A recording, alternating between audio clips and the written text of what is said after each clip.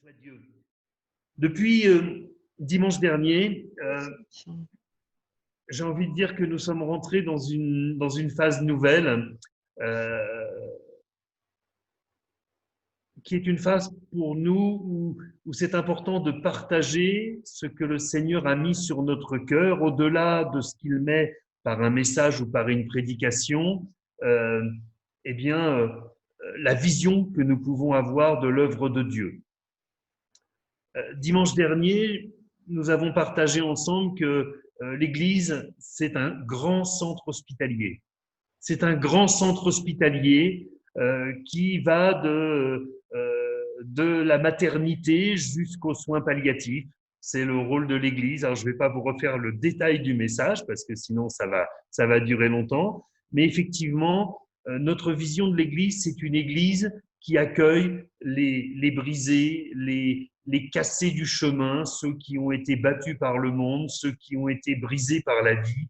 C'est le rôle de l'Église, et non seulement de les guérir, de les amener à la guérison, mais aussi d'amener les guéris à devenir des soignants. Ça, c'est quelque chose d'extraordinaire. Avec le Seigneur, une fois que notre cœur est guéri, on devient capable de communiquer de sa part quelque chose de bon. Et puis vendredi soir, je remercie ceux encore qui ont eu la patience d'écouter parce que les conditions vidéo n'étaient pas terribles et c'était de la faute de notre liaison. Mais en tout cas, nous avons retenu deux idées phares. C'est que l'Église doit veiller à ne pas être séduite, mais l'Église doit peut-être encore plus veiller à ne pas être séduisante. Ce qui sauve les âmes, c'est l'amour du Seigneur, c'est pas la séduction que l'on peut faire pour gagner des âmes. Et puis, ce matin, un peu comme un troisième volet, je voudrais vous dire que l'Église, telle que nous la concevons, c'est une Église qui est attachée au Seigneur. C'est une Église qui est attachée au Seigneur. C'est une Église qui, bien sûr, aime son pasteur, bien sûr, aime son bâtiment, bien sûr, aime ses frères et sœurs, mais au-dessus de tout, c'est une Église attachée au Seigneur. Nous avons cet objectif d'être chacun pour notre part attachés au Seigneur. Alors, je lis pour vous ce texte du livre des Actes au chapitre 11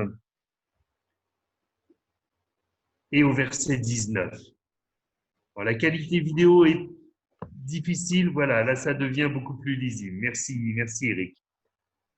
Ceux qui avaient été dispersés par la persécution survenue à l'occasion d'Étienne allèrent jusqu'en Phénicie, dans l'île de Chypre et à Antioche, annonçant la parole seulement aux Juifs.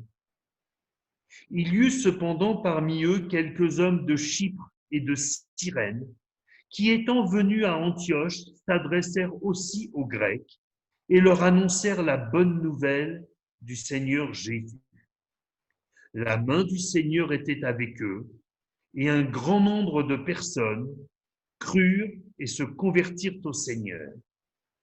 Le bruit en parvint aux oreilles des membres de l'Église de Jérusalem, et ils envoyèrent Barnabas jusqu'à Antioche. Lorsqu'il fut arrivé et qu'il eut vu la grâce de Dieu, il s'en réjouit et il les exhorta tous à rester d'un cœur ferme, attachés au Seigneur. Car c'était un homme de bien, plein d'Esprit Saint et de foi. Et une foule assez prometteuse se joignit au Seigneur. Amen. Alors, on a cette église d'Antioche qui semble extrêmement prometteuse et on voit que les fruits qui vont être portés par la suite confirment cela. C'est à Antioche pour la première fois que les enfants de Dieu ont été appelés chrétiens, c'est-à-dire qu'ils ont été assimilés à la personne du Christ. Quel honneur, quel honneur. L'église d'Antioche, c'est une église qui vit aussi sous l'influence du Saint-Esprit et de la parole. Les Actes des Apôtres nous disent qu'à Antioche, il y avait des prophètes et des docteurs. Alors, les docteurs, ce n'étaient pas des gens qui soignaient, c'était des gens qui enseignaient.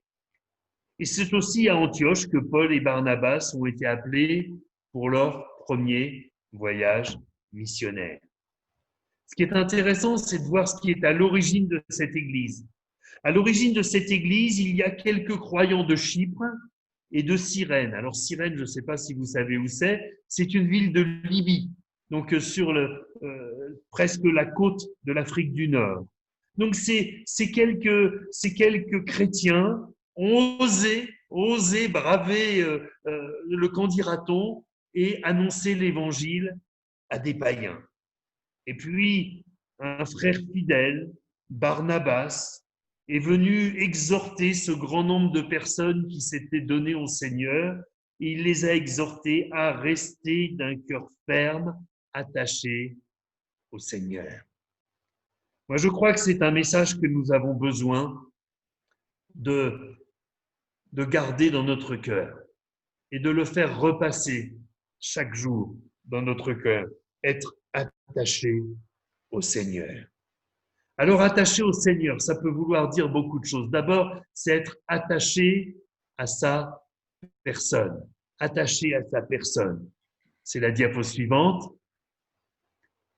Avec ce texte de Matthieu 22, 36, « Maître, quel est le plus grand commandement de la loi ?» Jésus lui répondit, « Tu aimeras le Seigneur ton Dieu de tout ton cœur, de toute ton âme, de toute ta pensée. » C'est le premier et le plus grand commandement. Notre attachement à notre conjoint, si nous sommes mariés, ne peut pas se résumer simplement au fait de vivre ensemble. Il ne peut pas se résumer simplement au fait de dormir dans le même lit. Il ne peut pas se résumer même à l'alliance que nous avons au doigt, mais c'est avant tout un attachement d'amour. Si je dis à mon épouse, tu sais ma chérie, je suis tellement heureux d'être avec toi, je mange bien tous les jours. Je vous laisse imaginer quelle va être sa réaction. Même si c'est vrai, ça se voit, je mange bien, merci Seigneur et merci ma femme. Mais la réalité, c'est que cet attachement à ma femme, c'est un attachement d'amour, c'est pas un attachement de l'estomac, on est bien d'accord. C'est un attachement d'amour, c'est un attachement du bonheur d'être ensemble. C'est un attachement qui repousse toute notion d'habitude. Vous savez, l'habitude, c'est pire que tout. Quand on fait les choses simplement par habitude, quand on reste ensemble par habitude. J'ai parfois entendu des couples dire « Ah mais nous, on reste ensemble, on ne s'aime plus, mais on a nos habitudes. » Alors, je vous rassure, ce n'étaient pas des couples chrétiens. Parfois, on entend des couples dire « Ah ben nous, on reste ensemble pour les enfants. » Pour les enfants, c'est comme si nous, on disait « Mais moi, je reste dans l'église parce qu'il y a des frères et sœurs que j'aime bien, quoi. Je reste dans l'église parce que les autres, je ne sais pas ce qu'ils penseraient de nous si on partait. Et puis, on a nos habitudes dans l'église. Et puis, on ne veut pas être enterré, pardonnez-moi l'expression, mais je l'ai déjà entendu, on ne veut pas être enterré comme des chiens, alors on reste dans l'église. On reste dans l'église. On veut, voilà. Et puis, si on quitte l'église, bon, c'est pas tellement qu'on aime le Seigneur, mais si on quitte l'église, finalement, on risque de plus être béni. Alors, bien sûr, tous ces propos peuvent sembler un peu caricaturaux, et peut-être le sont-ils, mais peut-être quand même que derrière ces caricatures, eh bien, il y a des choses que parfois, je ne dis pas de manière continue, mais parfois peut-être, qui nous ont traversé l'esprit. D'autres diront qu'ils sont attachés au Christ, mais en fait, ils sont attachés pour des raisons charnelles, une tribulation, une difficulté, et puis tout le monde s'en va. On a quand même un exemple qui est très particulier, c'est l'exemple de Pierre. Vous savez, quand Jésus lui dit, lui annonce que ça va secouer, que toutes les brebis vont, le berger va être frappé et toutes les brebis vont se disperser. Vous connaissez Pierre qui dit, Seigneur, je suis prêt à aller avec toi et en prison et à la mort. Et Pour autant, Pierre ne sera pas au pied de la croix. Pierre va renier son Seigneur, Pierre va fuir, Pierre va revenir à son ancien métier. Je pense à cette église à laquelle le Seigneur a demandé de revenir à son premier amour, à son premier attachement, à aimer le Seigneur comme le jour où nous avons été pardonnés de nos péchés. Vous vous souvenez de ce jour-là? Vous vous souvenez de ce jour-là où vous avez dit, Seigneur, mais je suis le pire de tous, je suis sale, je suis chargé, c'est lourd, je suis écrasé, je suis pas digne. Et le Seigneur, on avait beau être sale, le Seigneur, il nous a pris dans ses bras. Il nous a pris dans ses bras, il nous a donné tout son amour, et il nous a dit, je te pardonne, j'efface ton péché. Et ce jour-là, qu'est-ce qu'on l'a aimé, le Seigneur? Est-ce qu'on l'aime toujours autant? Est-ce qu'on est toujours attaché à lui? Ou est-ce que parce que il faut faire l'effort de se mettre devant l'ordinateur? Alors, évidemment, ça ne nous concerne pas nous, on a tous fait l'effort d'être devant l'ordinateur. Mais enfin bon, c'est plus pareil. Si, c'est pareil, il y a le Seigneur. Nous voulons rester attachés à sa personne divine, que son nom soit béni. Être attaché au Seigneur, c'est aussi être attaché à sa grâce, attaché à sa grâce. Pierre écrit ceci, c'est par Sylvain qui est à mes yeux un frère fidèle que je vous écris ce peu de mots pour vous exhorter et pour vous attester que la grâce de Dieu à laquelle vous êtes attachés est la véritable. Être attaché à la grâce de Dieu. C'est tellement plus facile de faire respecter, appliquer un règlement. Ah oui, article 1 dit ça, donc faut faire ça. Article 2 dit ça, donc faut faire ça. C'est facile. C'est tellement plus facile que de rester attaché à la grâce. Je le dis souvent, vous m'entendrez certainement souvent le dire, mais bien souvent, je me fais cette réflexion. Si l'apôtre Pierre était pasteur de notre mouvement après son triple reniement, je ne suis pas sûr qu'on lui aurait fait grâce. Mais le Seigneur Jésus est revenu à l'essentiel. Face à Pierre, il a dit, Pierre, est-ce que tu m'aimes? Est-ce que tu es attaché à moi? Est-ce que tu m'aimes? Connaissons les réponses de Pierre. Mes frères et sœurs, faire grâce n'est jamais un signe de faiblesse.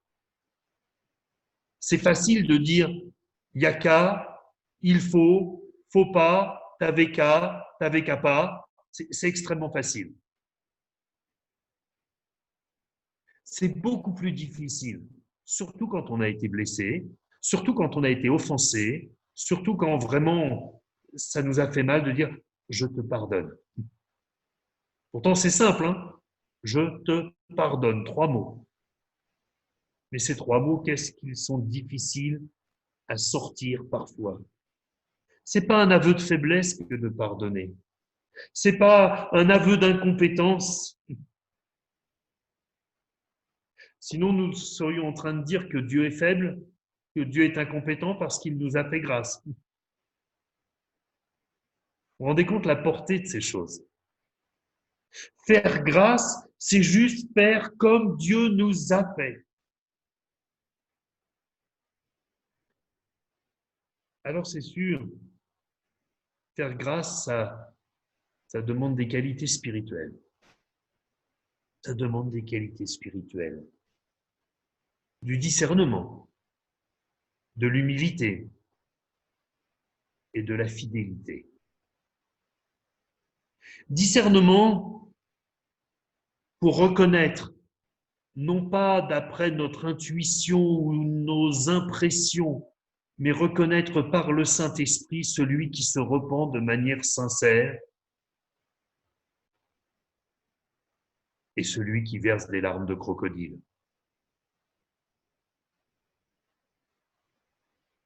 Quand vous avez quelqu'un qui est pris la main dans le sac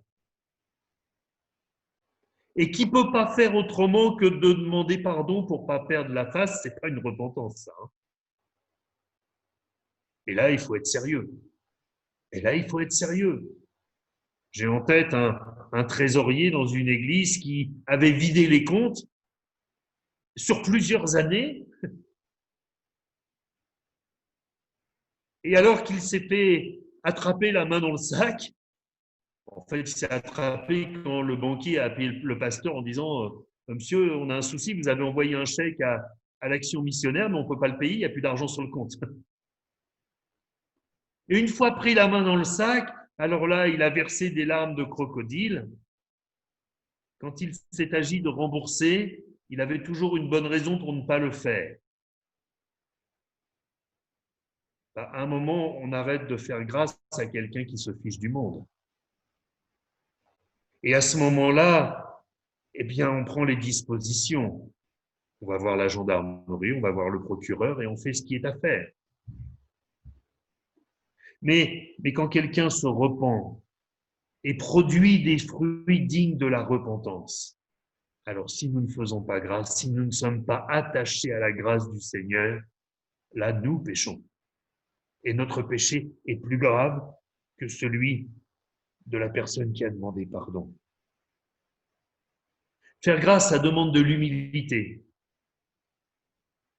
Parce que si nous faisons grâce en restant au-dessus des gens, en leur faisant bien sentir que nous leur sommes supérieurs, eh bien en fait, nous ne leur faisons pas grâce. Nous les jugeons. Vous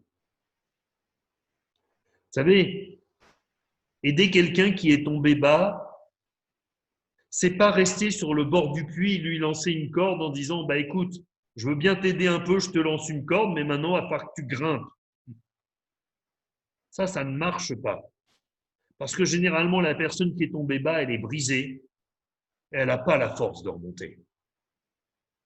Aider quelqu'un qui est tombé bas, c'est sauter dans son trou avec lui et lui faire la courte échelle pour l'aider à sortir du trou. C'est ce que le Seigneur a fait. Le Seigneur, il ne nous a pas lancé sa corde du ciel en disant « Allez, grimpez jusqu'à moi !» Parce qu'on serait tous perdus s'il avait fait ça. Ce que le Seigneur a fait, c'est qu'il a sauté dans notre trou, il est venu sur la terre. Et il nous a élevés par sa grâce, par son pardon, par sa miséricorde. Je pense à cette personne dont Paul parle, qui avait péché, et il dit aux Corinthiens, mais maintenant, vous devez bien plutôt le consoler. Cette personne, elle avait commis une faute, mais cette faute l'avait tellement confondu. Quand il a réalisé son péché, il a tellement été brisé, tellement été repris dans son cœur qu'il n'arrivait pas à remonter. Et faire grâce, c'est ça. C'est pas seulement pardonner la personne, c'est aussi l'aider à remonter. C'est aussi lui communiquer la consolation du Seigneur. Nous avons été consolés afin d'être capables de consoler les autres. Cela rejoint ce que nous disions dimanche dernier. Nous avons été guéris. Et si quelqu'un encore ne l'est pas, eh bien, tu vas être guéri par le Seigneur. Mais ensuite, tu seras capable de communiquer la guérison du Seigneur.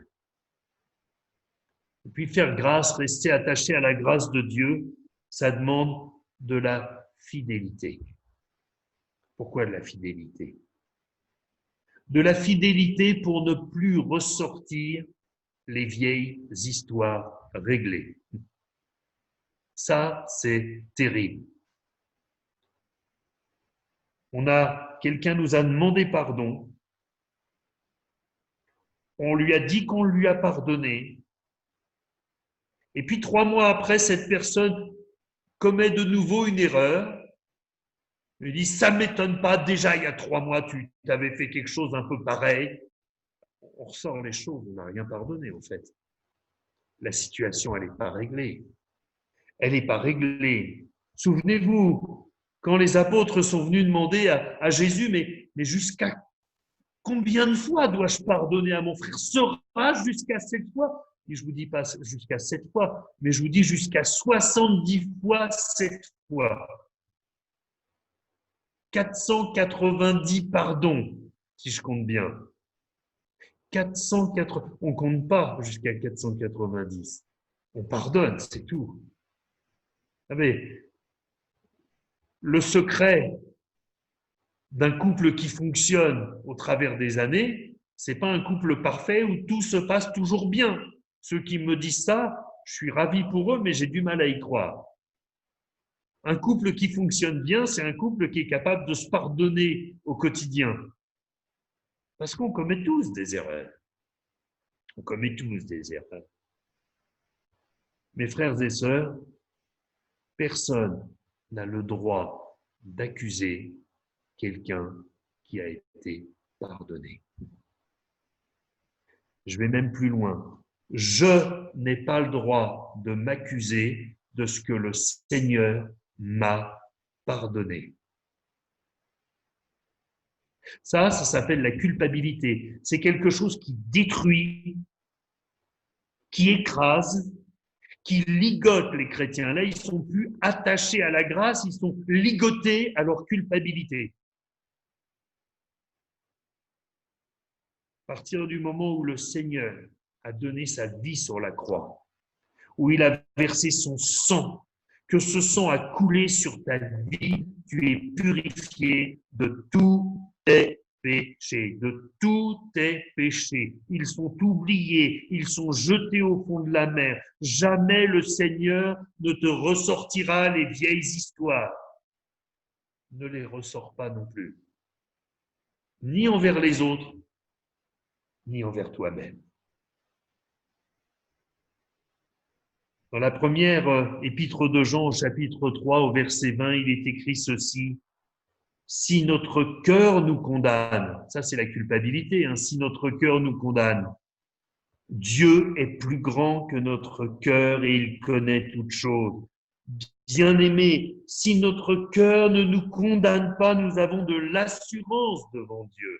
Et ouais, quand on est délivré de la culpabilité, on a de l'assurance, on s'approche du Seigneur, on sait qu'il nous voit comme ses enfants.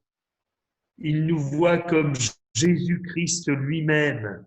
Il nous voit purs, saints. Ça, c'est extraordinaire. Je vais vous donner encore un texte pour rester attaché à la grâce de Dieu. C'est Isaïe 55, 7. Ça, c'est extraordinaire.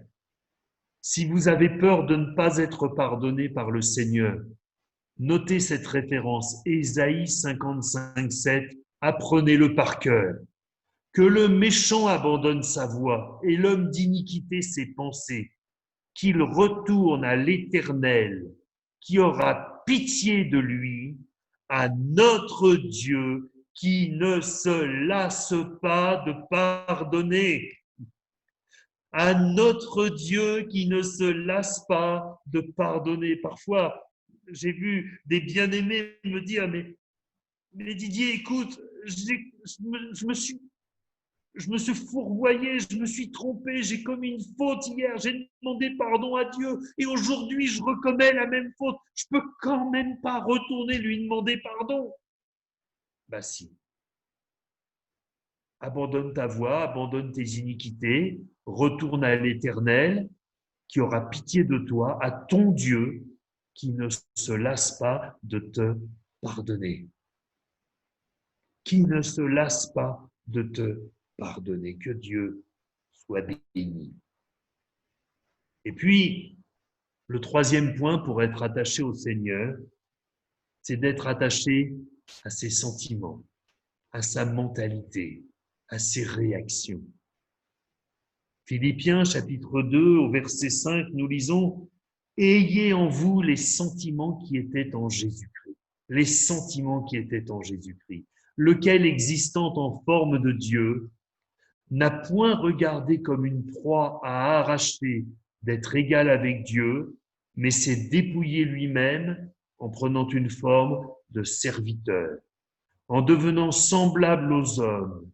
Et ayant paru comme un simple homme, il s'est humilié lui-même, se rendant obéissant jusqu'à la mort, même jusqu'à la mort de la croix.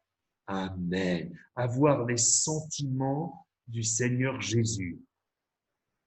Ça veut dire que dans toutes nos réactions, dans toutes nos décisions, nous nous posons la question de ce que le Seigneur Jésus aurait fait. Il y a un directeur de journal, c'était au siècle dernier, début du XXe siècle, qui s'est posé cette question parce qu'il avait un journal qui était au bord de la faillite et il s'était converti au Seigneur et là, il s'est posé des grosses questions. Il a dit, mais que ferait Jésus à ma place? Il a écrit un livre pour raconter son expérience. Que ferait Jésus à ma place? Et puis, il a regardé son journal et il a vu un certain nombre d'annonces qui étaient dans son journal. Il a dit, ça, le Seigneur, il n'aurait pas aimé ça. Alors, tous les annonceurs qui... On a pu ça, mais pendant un temps, il y avait les journaux gratuits qui arrivaient dans nos boîtes aux lettres. Et bon, il y avait quelques voitures d'occasion, quelques biens, quelques chatons, et puis une flopée de marabouts, de voyants, Eh ben, ce frère, il a fait le ménage dans son journal.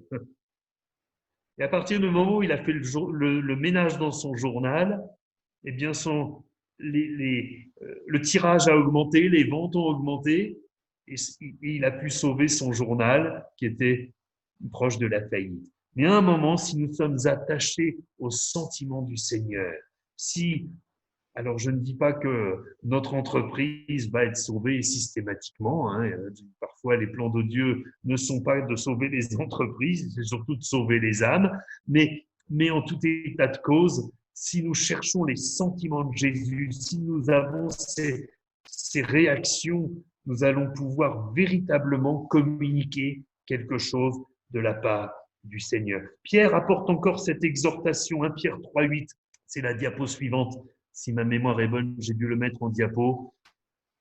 Enfin, soyez tous animés des mêmes pensées, des mêmes sentiments, pleins d'amour fraternel, de compassion, d'humilité. Ne rendez point mal pour mal ou injure pour injure, bénissez au contraire, car c'est à cela que vous avez été appelés afin d'hériter la bénédiction. Le mot compassion, c'est un mot que nous ne comprenons pas toujours comme il faudrait le comprendre. La compassion, c'est souffrir avec. C'est pas poser simplement une main sur quelqu'un qui souffre en disant « Oh, tu sais, je te comprends ».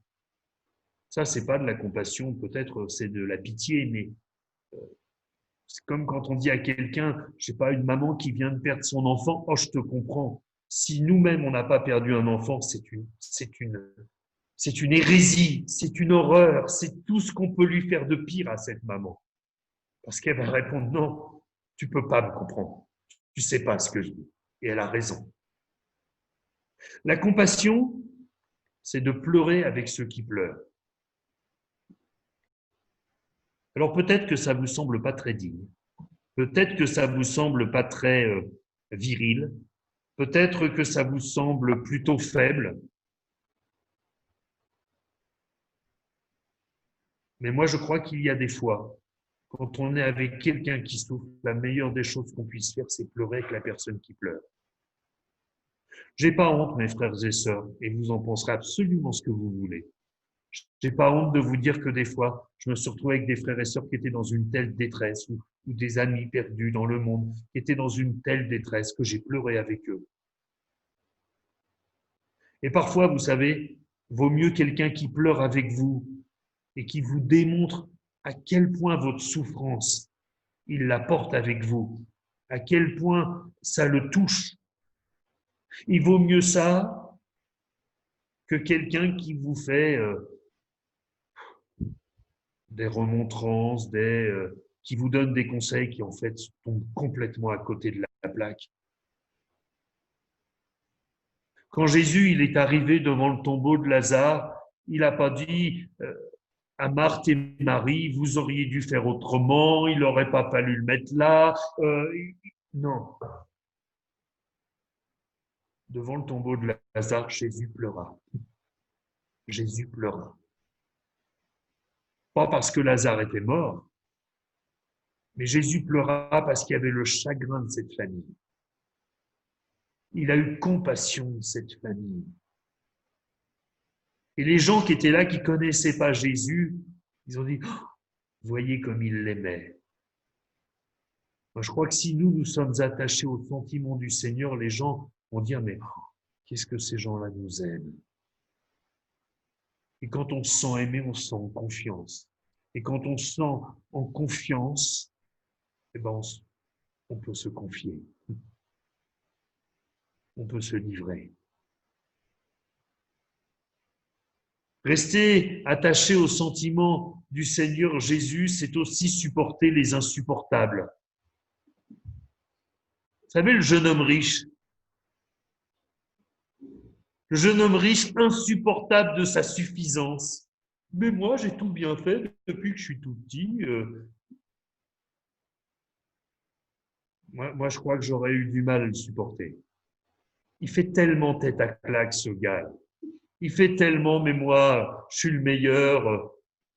En fait, il vient en disant, que dois-je faire pour hériter la vie éternelle? Mais il aimerait bien que le Seigneur lui réponde, mais rien, mon gars, t'es tellement parfait.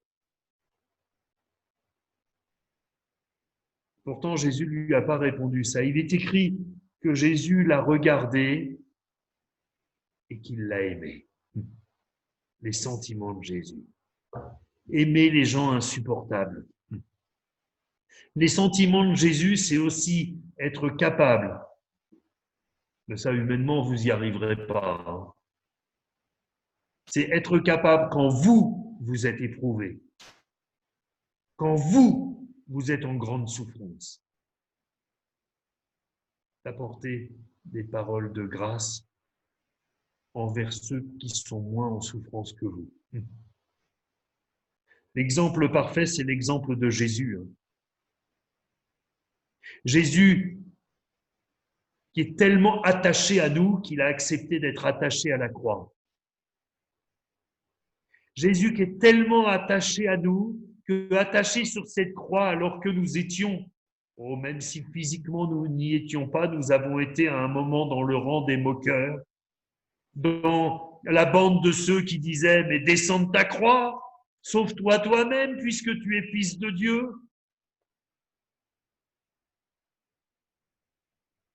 Et nous aurions tous compris que Jésus réponde « vous êtes des maudits, vous n'avez pas compris mon amour ». Mais au contraire, le Seigneur Jésus a dit « Père, pardonne-leur, car ils ne savent ce qu'ils font. » Je ne sais pas si vous avez déjà eu une grande souffrance physique. Genre, on se réveille après une opération et la douleur monte. Quand on souffre, les autres, on y fait moins attention. Hein. Voire même, les autres peuvent nous agacer facilement. Tu ne vois pas que j'ai mal. Exemple que le Seigneur nous donne, c'est l'exemple de quelqu'un qui oublie ses propres souffrances. Et lui, elles n'étaient pas seulement physiques, elles étaient aussi affectives et psychologiques et spirituelles. Mais c'était encore pour les autres qu'il était là. Et dans les autres, je peux dire, c'était encore pour moi qu'il était là. Et toi, tu peux dire encore, c'est pour moi qu'il était là.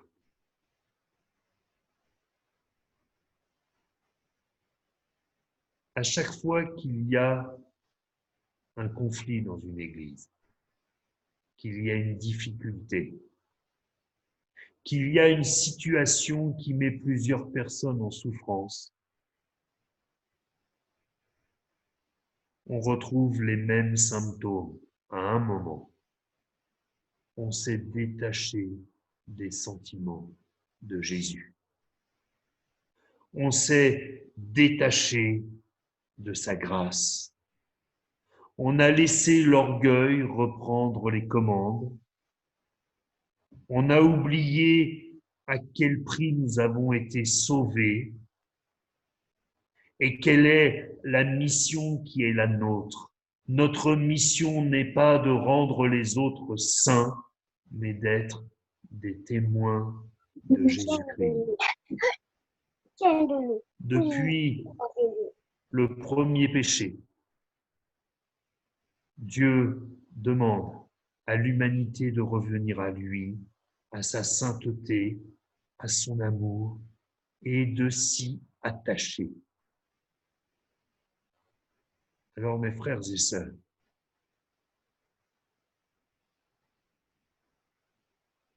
j'ai entendu un jour un vieux pasteur en Basse-Normandie qui m'a dit avec son langage de Basse-Normandie, il m'a dit, tu sais Tiga, ben moi tous les jours, je me convertis au Seigneur. Or, doctrinalement, c'est complètement faux. On se convertit une fois. Mais ce qu'il voulait dire, c'est que tous les jours, il renouvelait son attachement au Seigneur. Tous les jours, il veillait à ce que aucune partie de sa vie ne soit refusée au Seigneur. Alors c'est mon exhortation pour nous tous ce matin. Que nous puissions dire ensemble, bien Seigneur, je ne veux qu'aucune partie de ma vie te soit refusée. Je veux être entièrement attaché. Seigneur, peut-être par le passé, j'ai jugé. Peut-être par le passé, j'ai pas fait grâce. Mais maintenant, je veux faire grâce. Je veux rester attaché à ta grâce. C'est ta grâce qui m'a sauvé. Et mon frère, ma sœur, peut-être mes enfants, peut-être ma famille, peut-être mes collègues, peut-être qui sont perdus. C'est pas en leur reprochant leur comportement que je vais les amener à toi, c'est en restant attaché à ta grâce qui m'a sauvé, ta grâce qui les sauvera. Que ton nom soit béni. Et puis dire, Seigneur, je veux plus réagir selon ma chair, mais je veux réagir selon ton cœur. Je veux réagir selon ton cœur, Seigneur. Il y a encore du boulot, hein. Moi, je me le dis à moi-même, hein. Il y a encore du boulot. Parce que des fois, c'est ma chair qui réagit. Des fois, c'est mon mauvais caractère qui réagit. Allez, faisons du Jean-Baptiste. Il faut qu'il croisse et que je diminue. Amen. Amen. Gloire à Dieu. On prie ensemble. On demande au Seigneur de nous aider. Seigneur notre Dieu, merci pour ta parole. C'est vrai, Seigneur, il n'y a que toi qui nous as sauvés. Il n'y a que ta grâce qui nous a sauvés. Il n'y a que ton amour qui nous a sauvés. Et Seigneur, nous qui sommes appelés à être des témoins dans ce monde, nous voyons bien que si ces croyants d'Antioche ont été appelés chrétiens, ont été assimilés à ta personne, c'est parce qu'ils reflétaient ta personne, parce qu'ils étaient attachés à ta personne.